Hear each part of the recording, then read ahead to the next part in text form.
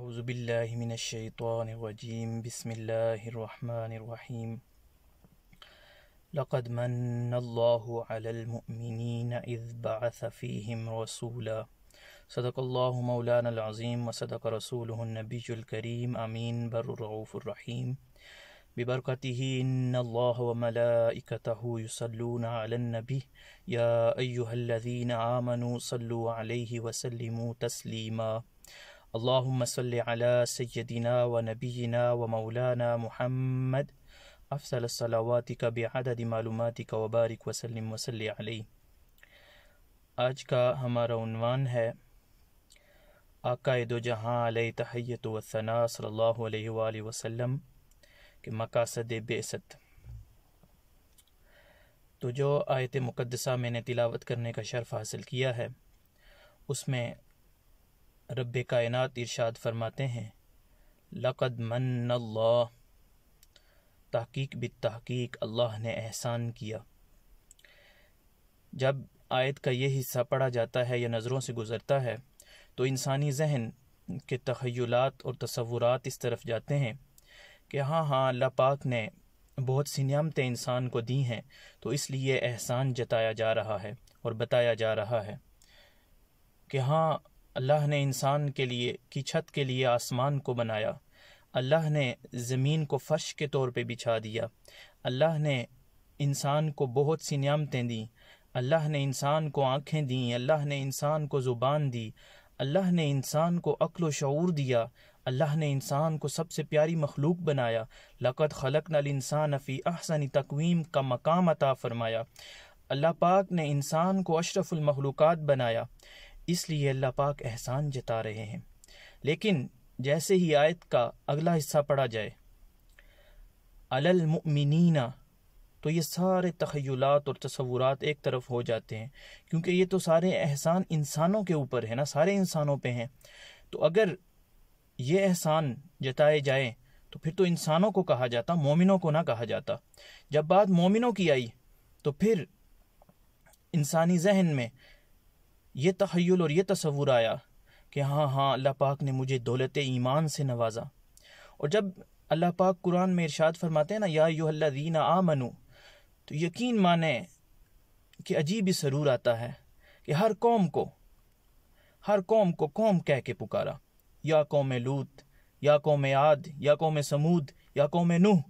لیکن جب اپنے پیارے محبوب علیہ تحیت و ثناء صلی اللہ علیہ وآلہ وسلم کی امت کی باری آئی نا، تو فرمایا یا ایھا الذین آمنوا، اے ایمان والو۔ یہ واحد امت ہے جس کو اللہ پاک نے خود فرمایا ہے کہ یہ ایمان والے ہیں۔ یا ایھا الذین آمنوا، اے ایمان والو، جب بھی پکارا تو کہا اے ایمان والو۔ تو اللہ پاک نے ایمان والوں پہ احسان کیا، تو انسانی ذہن میں یہ سوال آتا ہے، یہ تخیل آتا ہے، یہ تصور آتا ہے کہ ہاں اللہ پاک نے مجھے ایمان کی دولت سے نوازا ہے، اس لیے اللہ پاک احسان جتا رہے ہیں۔ ہاں اللہ پاک نے مجھے وہ عقل و شعور دیا ہے کہ میں ایمان لے آیا ہوں، میں اللہ کو وحدہ لا شریک مانتا ہوں۔ ہاں اللہ نے مجھے بیت اللہ اپنے گھر کی زیارت کروائی، ہاں اللہ نے مجھ پہ حج فرض کیا، ہاں اللہ نے مجھے قرآن کا علم دیا، اس لیے اللہ پاک احسان جتا رہے ہیں۔ لیکن جیسے ہی آیت کے اگلے حصے پہ نظر پڑتی ہے اذ بعث فیہم رسولا، نہیں، یہ سارے احسان، یہ ساری نعمتیں اپنی جگہ پہ ہیں، لیکن سب سے بڑا احسان تو یہ ہے کہ میں نے تمہیں میں سے ایک رسول بنا کے بھیج دیا، میں نے تمہیں اپنا محبوب عطا کر دیا ہے۔ اس سے بڑھ کے اور کیا احسان ہو سکتا ہے؟ تو وہ کون سا محبوب ہے، اس کی کیا شانیں ہیں؟ جب انسانی ذہن جب پوچھتا ہے کہ وہ اس محبوب کی کیا شان ہے، تو اللہ پاک ارشاد فرماتے ہیں وما ارسلناک الا رحمۃ للعالمین، میں جس ذرے کا رب ہوں، میں نے اس محبوب کو یہ شان عطا فرمائی ہے کہ میں جس ذرے کا رب ہوں وہ اس ذرے کے لیے رحمت للعالمین ہے، ایک دنیا کے لیے نہیں، صرف زمین کے لیے نہیں، آسمان کے لیے نہیں، صرف ایک مخلوق کے لیے نہیں، صرف انسانوں کے لیے نہیں، بلکہ سارے جہانوں کے لیے رب العالمین ہوں میں، اور وہ رحمت للعالمین ہے۔ میں نے یہ شان دی ہے اپنے محبوب کو۔ فرمایا اچھا، فرمایا ان کا ذکر کیا ہے، فرمایا ورفعنا لک ذکرک، فرمایا کیا اس سے بڑھ کے اور کیا شان ہے؟ فرمایا وَلَلْآخِرَةُ خَيْرٌ لَكَ مِنَ الْأُولَى، اس محبوب کی ہرانے والی گھڑی پہلی گھڑی سے بہتر ہے۔ فرمایا جب آپ کا محبوب آپ سے مانگتا ہے تو کیا کہتے ہیں؟ فرمایا وَلَسَوْفَ يُعْطِيكَ رَبُّكَ فَتَرْضَىٰ، جب میرا محبوب مجھ سے مانگتا ہے تو میں اسے کہتا ہوں کہ اے محبوب میں تجھے اتنا عطا کروں گا، اتنا عطا کروں گا کہ تو راضی ہو جائے گا۔ فرمایا کیا نام لے کے پکارتے ہیں؟ کہا نہیں، جب بھی پکارتا ہوں کہتا ہوں یا ایھا المزمل، یا ایھا المدثر۔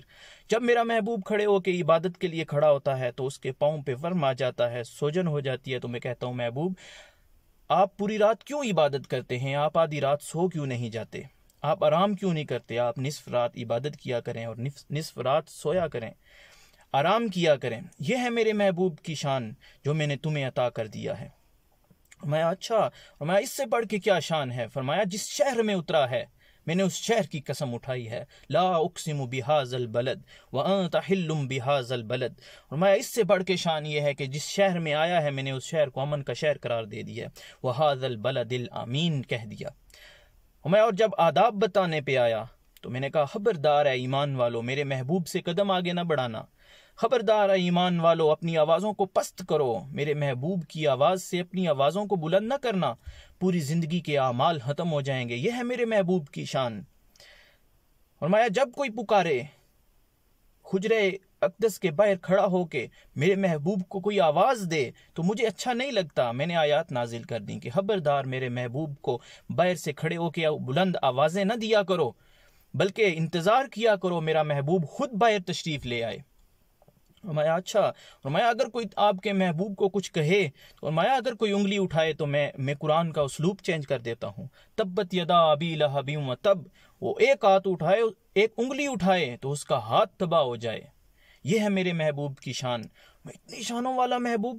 فرمایا ہاں مجھے مخلوق سے پیار بہت ہے، میں نے اتنی شانوں والا محبوب تمہیں دیا ہے۔ ہاں مومنوں میں نے تم پہ احسان کیا ہے، احسان عظیم کیا ہے۔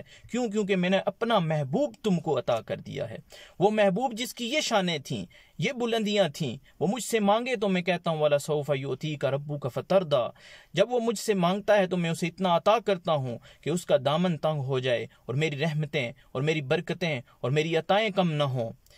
پھر بھی میں نے وہ تمہاری طرف بھیج دیا۔ کیونکہ مجھے مخلوق سے بہت پیار ہے، اس لیے میں نے اتنی شانوں والا، اتنی بلندیوں والا، اتنی عظمتوں والا، اتنی شانوں والا، اتنی رفعت والا محبوب تم کو عطا کر دیا ہے۔ تو اس لیے میرے محبوب کی ہر بات پلے باندھ لو۔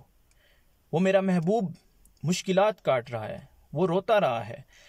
یقین مانیں کہ اگر محبوب یہاں نہ ہوتے تو ہماری بھی آج شکلیں بگڑی ہوتی۔ اگر ہمارے آقا و مولا علیہ تحیت و ثنا صلی اللہ علیہ وآلہ وسلم نے دعائیں نہ کی ہوتی تو ہمارے اوپر بھی عذاب نازل ہو رہے ہوتے۔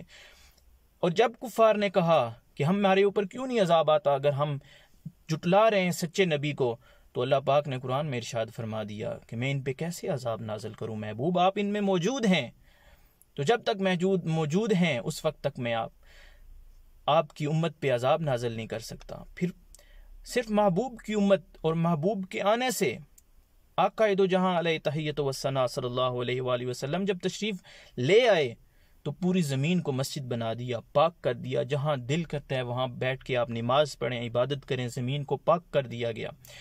پھر اس محبوب کی امت کو وہ درجہ دیا کہ پہلے امتوں کی شکلیں بگڑ جاتی تھی، جب وہ گناہ کرتے تھے ان کے ماتھے پہ لکھ دیے جاتے تھے، ان کے گھروں کے باہر آویزاں کر دیے جاتے تھے، لیکن پھر محبوب آئے اور فرمایا کہ بس اب نہیں، اب محبوب کی امت ہے، اب اس پہ ایسی شکلیں نہیں بگاڑی جائیں گی، ان کے عیبوں کو چھپایا جائے گا، ان کے عیبوں پہ پردہ ڈالا جائے گا۔ اور پھر محبوب کی شان یہ ہے، اور اتنی شانوں والا، اتنی عظمتوں والا محبوب صرف اس لیے عطا کیا کہ میرے جو انسان ہیں، میری مخلوق ہے، میری سب سے پیاری مخلوق ہے، یہ جہنم میں نہ چلی جائے، یہ جنت میں جائے۔